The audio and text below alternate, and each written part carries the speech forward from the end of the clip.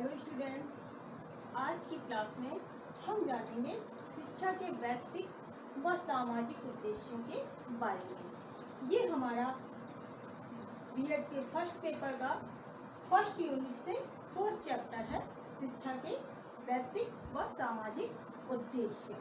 इसके पहले हमने शिक्षा के उद्देश्यों के बारे में पढ़ा है, अब हम उसको अलग से वैयक्तिक उद्देश्यों के बारे में जानेंगे। तो सबसे पहले ये जानना आवश्यक है कि शिक्षा के उद्देश्यों को दो भागों में बांटा गया, एक वैयक्तिक उद्देश्य, दूसरे सामाजिक उद्देश्य। तो वैयक्तिक उद्देश्य क्या होते हैं और सामाजिक उद्देश्य क्या होते हैं? हमारी शिक्षा में कुछ सामान्य उद्देश्य होते हैं और कुछ विशिष्ट उद्देश्य होते हैं, उसके साथ ही साथ वैयक्तिक उद्देश्य और सामाजिक उद्देश्य भी होते हैं। तो वैयक्तिक उद्देश्य वे होते हैं जिनका जो शिक्षा हमारी है उसका प्राचीन उद्देश्य है वैयक्तिक उद्देश्य का। इस उद्देश्य के समर्थक समाज की अपेक्षा व्यक्ति को बड़ा मानते हैं। उनका कहना है कि यदि व्यक्ति नहीं होगा तो समाज कहाँ से आएगा। तो उन्होंने कहा कि जब व्यक्ति समाज में होगा तभी तो समाज बनेगा, इसलिए उन्होंने वैयक्तिक उद्देश्यों में व्यक्ति को महत्व दिया है। वैयक्तिक उद्देश्य का अर्थ शिक्षा द्वारा व्यक्ति की व्यक्तिगत रुचियों, क्षमताओं और विशेषताओं के विकास को प्राथमिकता देना है। यानी जो व्यक्ति के अंदर उसकी अपनी कुछ रुचियां हैं, जो निराशक्तियां होती हैं, क्षमताएं होती हैं, उसकी जो विशेषताएं हैं, उनको ही हम बढ़ावा देते हैं, उनका ही विकास करते हैं। जे.एस. रॉस के अनुसार शिक्षा के वैयक्तिक उद्देश्य का अर्थ है जो हमारे स्वीकार करने योग्य है वह केवल महत्वपूर्ण व्यक्तित्व और आध्यात्मिक व्यक्तित्वता का विकास है। यानी जो हमारा वैयक्तिक उद्देश्य है उसमें क्या महत्व है कि व्यक्तित्व व्यक्ति का और उसका जो आध्यात्मिक विकास हो, आध्यात्मिक उसकी व्यक्तित्वता है उसको ही विकसित करना। ये उद्देश्य निम्नलिखित प्रकार के हैं। पहला है शारीरिक विकास का उद्देश्य। शारीरिक विकास का उद्देश्य, जैसा कि अरस्तु ने कहा है कि स्वस्थ शरीर में ही स्वस्थ मस्तिष्क का निर्माण होता है। तो शिक्षा का जो सर्वप्रथम उद्देश्य है वो क्या है कि बालक के शरीर का विकास करना। उसके शारीरिक मानसिक शक्तियों का जब विकास करेंगे तभी हम एक स्वस्थ नागरिक तैयार कर सकेंगे जो हमारे देश के लिए उपयोगी होगा। दूसरा है हमारा मानसिक विकास का उद्देश्य।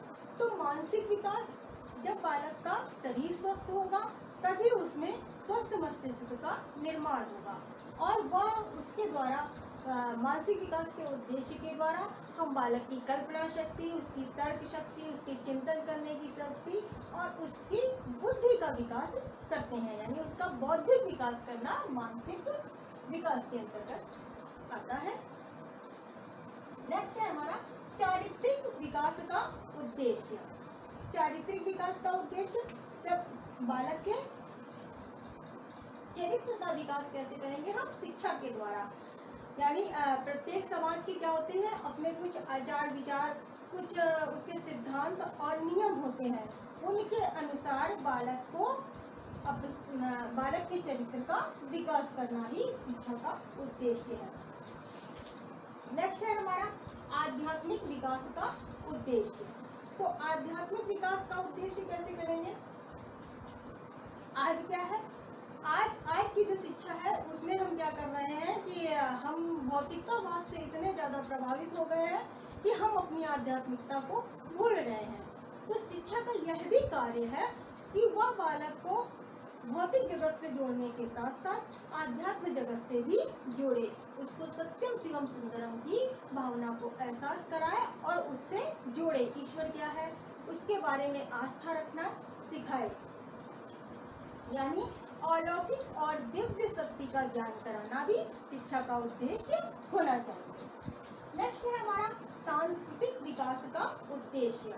तो सांस्कृतिक विकास में हमारे भारत की अपनी जो संस्कृति है उसको जीवित रखने के लिए और उसको आगे ले जाने के लिए क्या जरूरी है कि हम शिक्षा के द्वारा बालक का सांस्कृतिक विकास भी करें। नेक्स्ट है हमारा वैज्ञानिक दृष्टिकोण का विकास, यानी बालक के अंदर वैज्ञानिक दृष्टिकोण को विकसित करना है। हम प्रगतिशील देश में रहते हैं, तो धीरे धीरे हम प्रगति कर रहे हैं।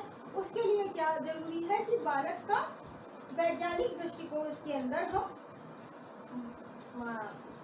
वैज्ञानिक दृष्टिकोण का विकास करें, रूढ़ियों अंधविश्वासों से निकालकर उसको वैज्ञानिकता के धरातल पर लाएं। नेक्स्ट है आर्थिक विकास का उद्देश्य। तो आर्थिक विकास का उद्देश्य कैसे? जब हम बालक को शिक्षित करेंगे तो उसको ऐसी शिक्षा देनी है जिसके द्वारा वह अपना जीविकोपार्जन करना सीखे, अपने ऊपर निर्भर लोगों का भी जीविकोपार्जन कर सके।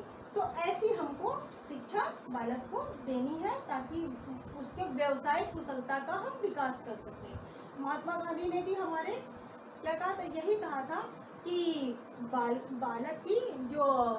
बालक को जीवन जीने की कला सिखानी है, अर्थात शिक्षा के द्वारा उसका सर्वांगीण विकास करना है, यानी उसके शारीरिक, मानसिक, बौद्धिक पक्ष के साथ साथ उसको जीविकोपार्जन का भी ज्ञान देना है।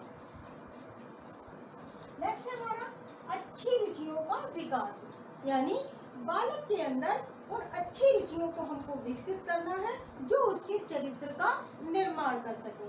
प्रसिद्ध शिक्षा शास्त्री हर्बर्ट ने कहा कि रुचियां ही चरित्र का निर्धारण करती हैं, यानी जो रुचियां हैं वही चरित्र का निर्माण करती हैं। अतः शिक्षा का एक उद्देश्य यह भी होना चाहिए कि वह बालक के अंदर अच्छी आदतों को विकसित करे।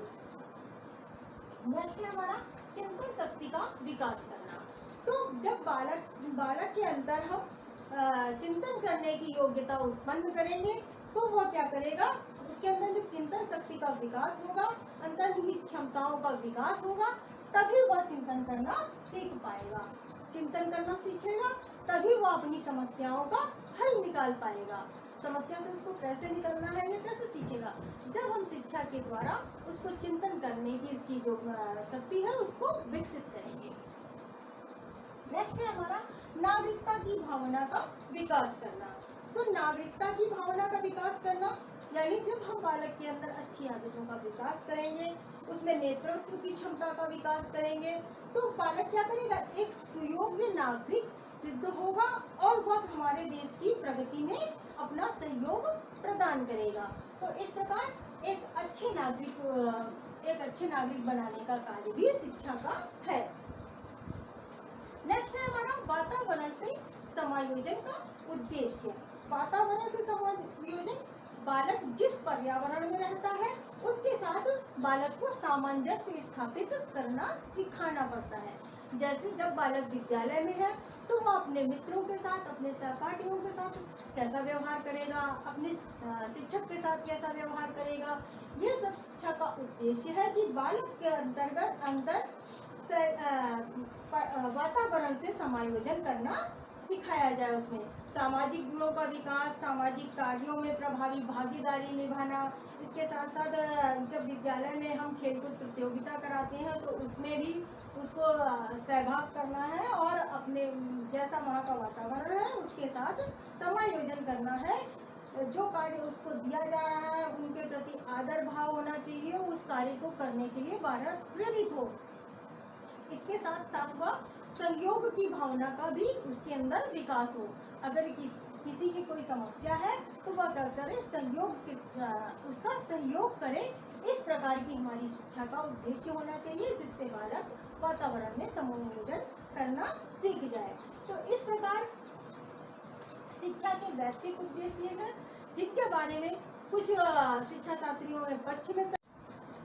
शिक्षा के वैयक्तिक उद्देश्यों को जानने के बाद अब हम सामाजिक उद्देश्यों के बारे में जानते हैं।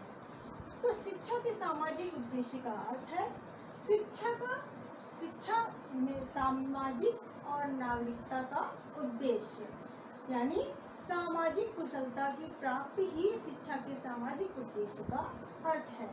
इस उद्देश्य के अनुसार समाज या राज्य का स्थान व्यक्ति से ऊंचा है, हमने व्यक्तिगत उद्देश्यों में बात की किसकी, कि व्यक्ति का स्थान ऊंचा था।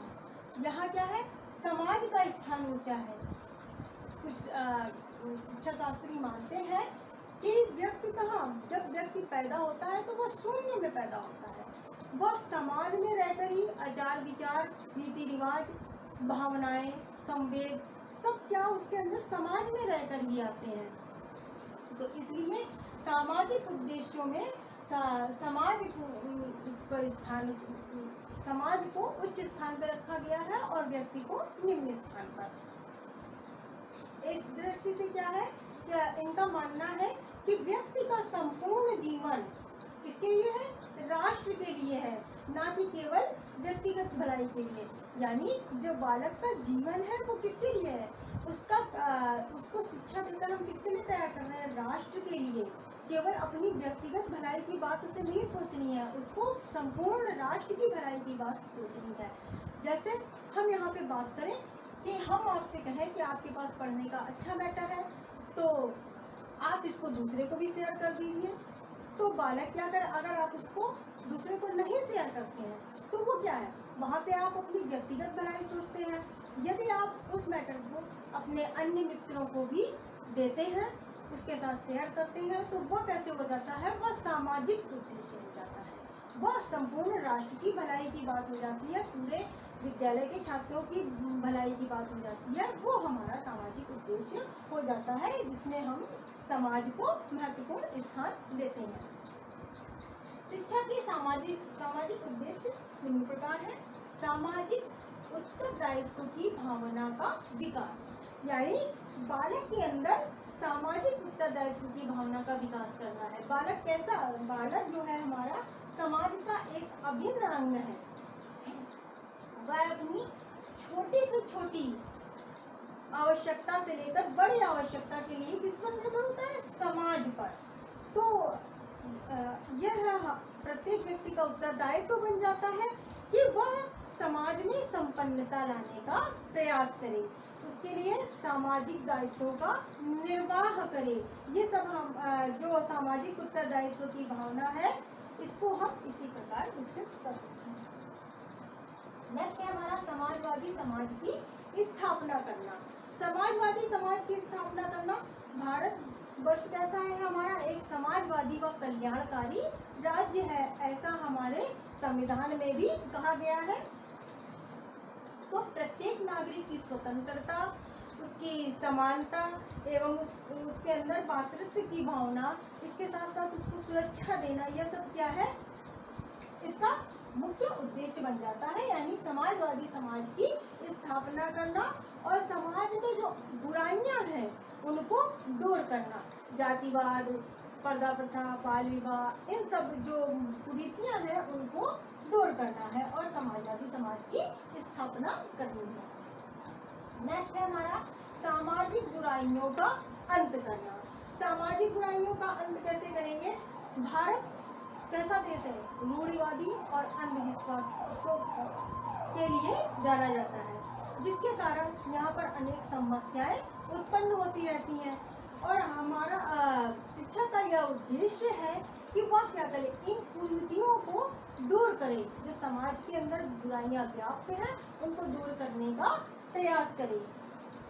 जैसे पर्दा प्रथा, विधवा विवाह, पुनर्विवाह निषेध, बाल विवाह है, इसके स्त्रियों को निम्न स्तर पे देखा जा सकता है। ये सब क्या है, हमारे समाज की बुराइयां हैं, इनको अंत करने का प्रयास करना चाहिए शिक्षक के द्वारा।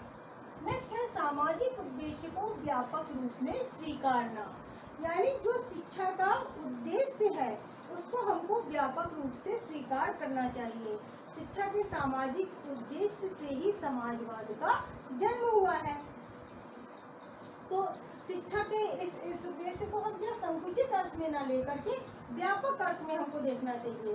कैसे कि जो कट्टरवाद राष्ट्रीय समाजवाद है उसके रूप में ना लेकर के हमको कैसे प्रजातांत्रिक समाजवाद के बारे में सोचना चाहिए और उसी भावना को स्वीकार करना चाहिए। लोकतंत्र प्रजातंत्र की भावना को स्वीकार करना सिखाना ही शिक्षा का उद्देश्य। नेक्स्ट है जन शिक्षा का प्रसार करना। जन शिक्षा का प्रचार करना, यानी हमारे समाज में जो अगर हम चाहते हैं कि वास्तव में उन्नति आए तो उसके लिए जन शिक्षा का प्रचार प्रसार करना चाहिए। जन संधारण तक भी हमको शिक्षा को पहुंचाना होगा, जिससे उनके अंदर भी जागरूकता आ सके समाज के लिए। वह कैसे हम करेंगे? हमारे यहाँ निःशुल्क शिक्षा का कार्यक्रम चल रहा है, इसके साथ साथ जन साक्षरता कार्यक्रम चलाए जाते हैं और सभी को शिक्षा के समान अवसर प्रदान करना चाहिए, जिससे हमारे देश का विकास होगा। नेक्स्ट है धार्मिकता की भावना का विकास करना। भारत के साथ एक धर्मनिरपेक्ष राज्य, यहाँ पे कई धर्मों के लोग एक साथ रहते हैं, तो हमको बालक के अंदर इस भावना का विकास करना है कि वह सभी धर्मों को समान समझे और सभी धर्मों का सम्मान करे, तभी हमारे देश का विकास हो सकता है। नेक्स्ट है अवकाश के समय का सदुपयोग करना। जब बालक अवकाश पे होता है और उस समय का कैसे सदुपयोग करेगा, उसके लिए उसको समय समय पर एक्टिविटीज सिखानी चाहिए कि कुछ कार्य उसको सिखाने चाहिए, ऐसे जो वह उस खाली समय में करे और अपना बौद्धिक विकास करे, अपनी रुचियों के अनुसार उन कार्यों को करे, उनको आगे अपने क्षेत्र में ले जाए। जो बालक की जीविकोपार्जन का कार्य है वो कैसे होता है? वो रुचि के अनुसार ही उसको मिलना चाहिए, तभी वह उसमें अपना मन लगाता है, वरना क्या होता है उसका मन उस कार्य में नहीं लगता है।